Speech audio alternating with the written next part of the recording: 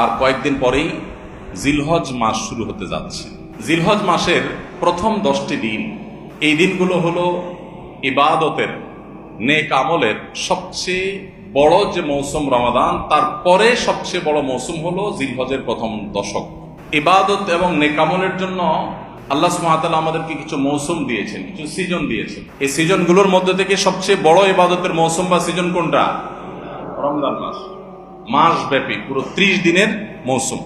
রমজানের পরে ইবাদতের সবচেয়ে বড় বৃহত্তম ইবাদতের মৌসুম হলো কোনটা? জিলহজের প্রথম 10টা দিন।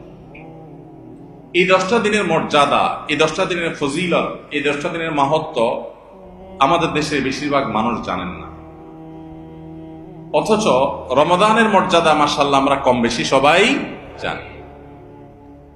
রমাদান মাসে আমাদের দেশে আলহামদুলিল্লাহ সাধারণ মানুষ যারা একেবারে দিন থেকে খুব বেশি যে দিনের খুব কাছে থাকেন তা না, দিন থেকে দূরে অনেক, তারাও রমজান মাস আসলে আলহামদুলিল্লাহ কিছু না কিছু ইবাদতের চেষ্টা করেন। তার মানে আলহামদুলিল্লাহ রমজান মাস ইবাদতের মৌসুম হওয়ার বিষয়টা এস্টাবলিশড। কিন্তু রমজান মাসের পরে ইবাদতের যে দ্বিতীয় বৃহত্তম মৌসুম আছে জিলহজের প্রথম 10 দিন, এই দিনগুলো, এই 10টা দিনও যে ইবাদতের বিরাট বড় মৌসুম, অনেক ফজিলতপূর্ণ সময়, এই সম্পর্কে আমাদের সমাজে খুব বেশি আলোচনা বা জানাশোনা নাই বললেই চলে। জিলহজের প্রথম 10 দিন আসলে আমাদের সমাজে একটা চিত্র আমাদের চোখের সামনে ভেসে ওঠে। রমজানের কথা চিন্তা করলে আমরা তারাবির কথা মনে করি, কোরআন তেলাওয়াতের কথা মনে করি, রোজা রাখার কথা মনে করি, ইফতার করার কথা মনে করি, সাহরি করার কথা মনে করি। আলহামদুলিল্লাহ অনেক ইবাদতের চিত্র আমাদের সামনে রমজানের কথা চিন্তা করলে ভেসে ওঠে। কিন্তু জিলহজের কথা চিন্তা করলে আমাদের স্মৃতিতে ভেসে ওঠে শুধু একটা চিত্র। জিলহজের প্রথম দশকের একটা চিত্রই আমাদের স্মৃতিতে ভেসে ওঠে। সেটা কোনটা? গরু আর ছাগল। জিলহজের প্রথম দশকের একটা স্মৃতি আমরা জানি, সেটা কি? গরু আর ছাগল।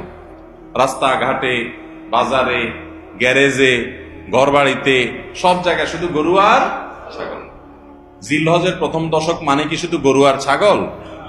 ভাইরা আমার, এই হারিয়ে যাওয়া, বিলুপ্ত প্রায় ইবাদতের এই মৌসুমের ধারণাকে পুনর্জীবন দান করা সময়ের অপরিহার্য একটা দাবি। মুসলিম মিল্লাত আমরা ভুলে গেছি।